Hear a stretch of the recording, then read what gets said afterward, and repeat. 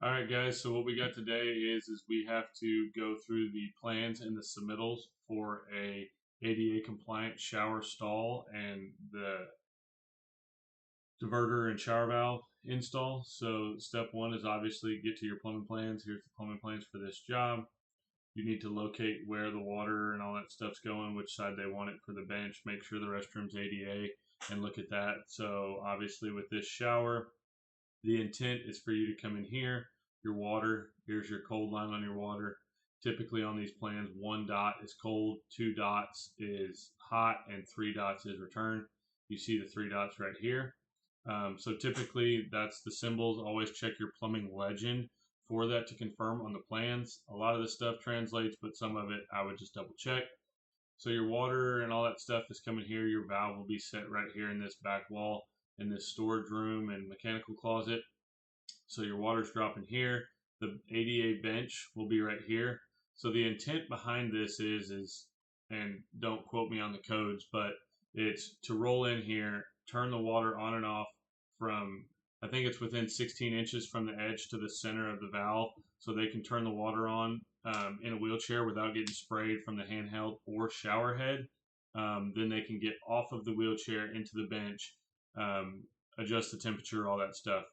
So after you look at the plans, determine where the valve is going to go. Next, you need to look at your submittal for what is approved, because they have specs on a job from the fixture schedule. Then we send it to our supply house, get submittals on it for what we can provide for the project, and then we'll send it back to the builder and engineer for approval. Once that's approved, that's typically how it goes is we go through the approval process through everybody first, and then we delegate it to our team to do in the field. So here's the plans. I'm going to switch over to the submittals. So the submittals are here. I have this locked in on one page, but how it looks for our company and what our supplier does for us is we'll go here, go to the very top, plumbing submittal. Here's the project name, here's the company name, here's the supply house. So thank you to More Supply for putting these together. Here's all of your different fixtures, fittings, valves, specialty stuff like that. All of these right here, all of these symbols, if you're not familiar with it, all of these symbols is what is on the plans. So if I go back to the plumbing plans, WC1 is right here. So here's WC1. That's the type of toilet. Same with WC2, WC3. So they may all be toilets, but WC1 is a specific type of toilet.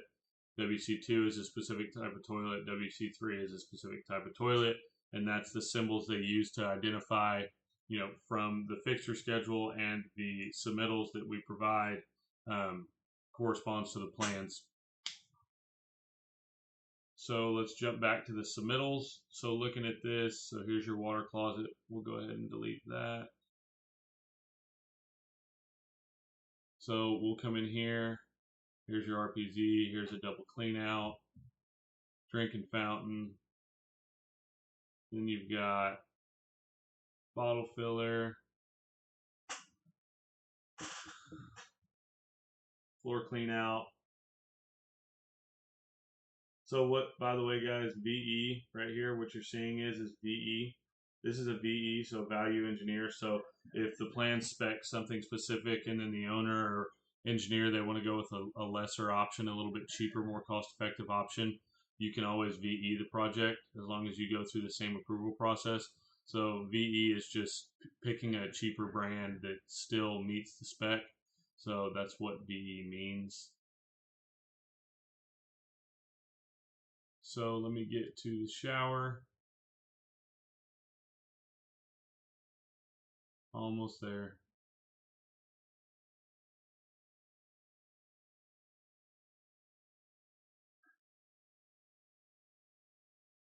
So here is the shower submittal we were looking for. Here's a picture of what it's going to look like. The picture of what it's going to look like is right here in this picture. So here, this is what they have circled. This is a 1.5 gallon per minute flow restrictor. Then they have, here's the model number that they're providing. Shower/hand shower trim with temporal balancing, shower valves, and blah, blah, blah. So here's all the spec numbers and model numbers for that. Then they'll come here, and here's all your dimensions for the actual install for the shower valve, diverter. Here's your shower head. Here's your handheld for the handheld sprayer to go up and down. This is the outlet right here. This is the outlet that the flex hose from the handheld is going to hook up to. This is your lower shower valve where you will turn on and off the water, adjust the temperature, XYZ. This will be the diverter to switch between this shower head right here and the handheld that will be mounted right here. So here, right here is all of your measurements. Here's all your measurements. The stuff you are going to need when you are doing a top out to set the valve and diverter, you are going to need a couple different specific measurements. So you are going to need this measurement right here to the center of this shower valve, which is going to be measurement K. Then you're going to need, so that's the diverter or the shower valve. Then you are going to need the dimension for the diverter. So you will need to use F. So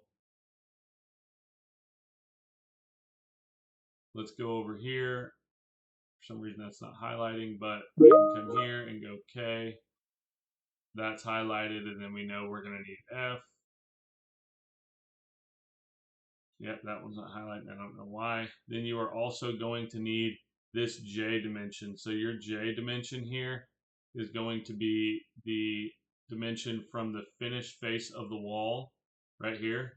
So let me get back to this. So you're gonna, that is for this dimension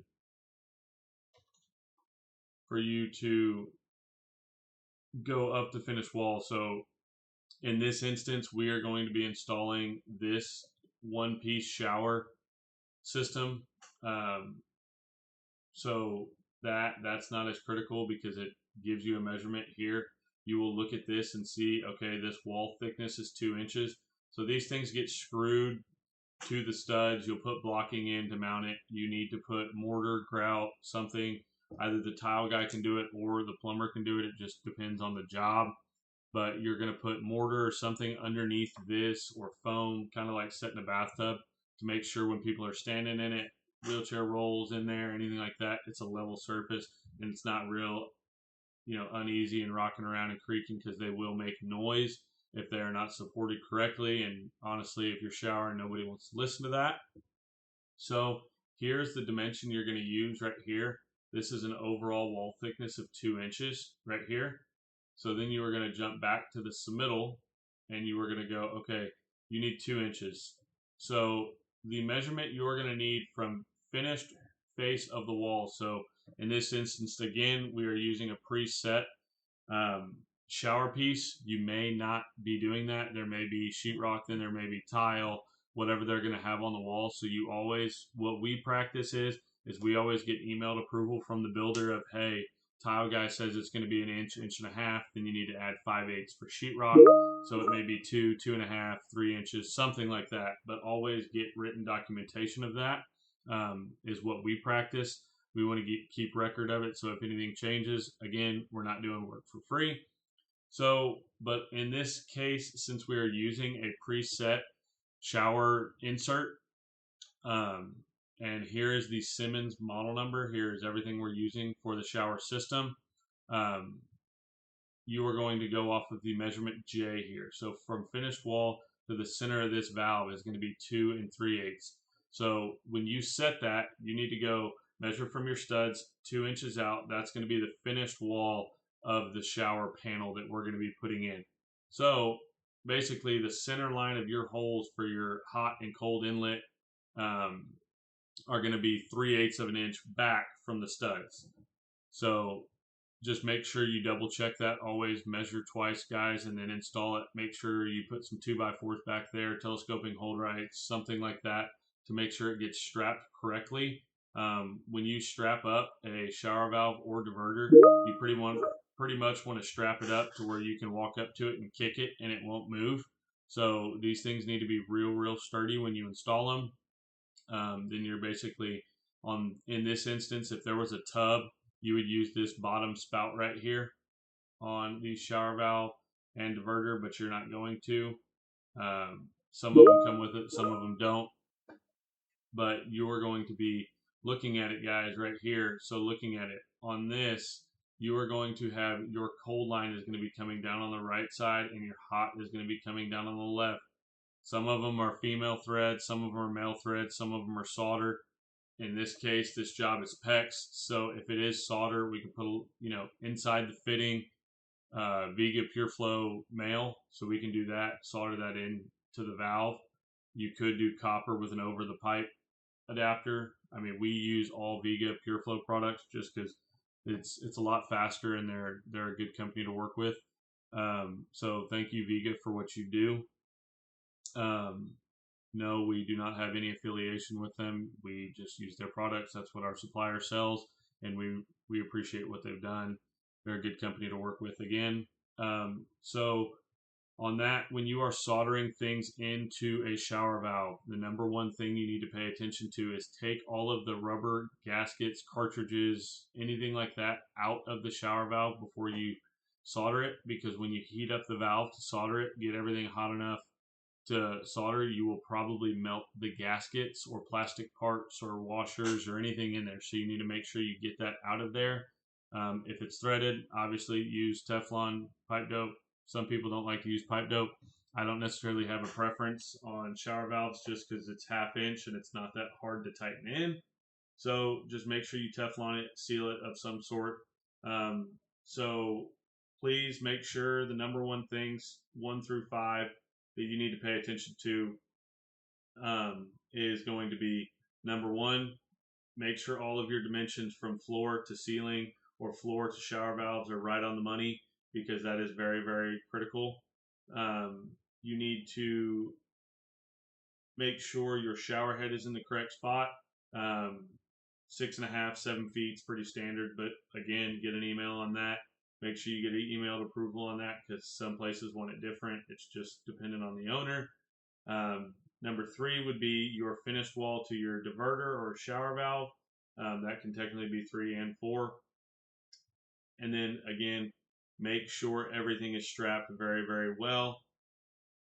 Let me see if there's any more product information here on off of the sidewall. I will check the code, but where we are, which is in Texas, we're doing this in Austin, so it changes from city to city, state to state, whatever. Code, guys, is a minimum, so you can always do better than code, so please keep that in mind. But from previous installs, it's always been from the edge of the shower 16 inches in, so they don't have to reach very far to turn the water on, off, adjust the temperature, change from shower head to handheld, something like that. So it's 16 from the edge of the shower to the center of the valve. Then you've got this valve, measurement K is going to be 42 inches off the finished floor. Measurement F up to from your shower valve to your diverter is going to be 10 inches. And then you are going to be 2 3/8 of an inch from your finished wall back in. So there's a little recap on the measurements. So thank you for asking for me to do this. I think it's going to be beneficial to my guys in the field. If anybody else gets benefit out of this, drop a comment, like, subscribe, whatever. So thank y'all. See ya.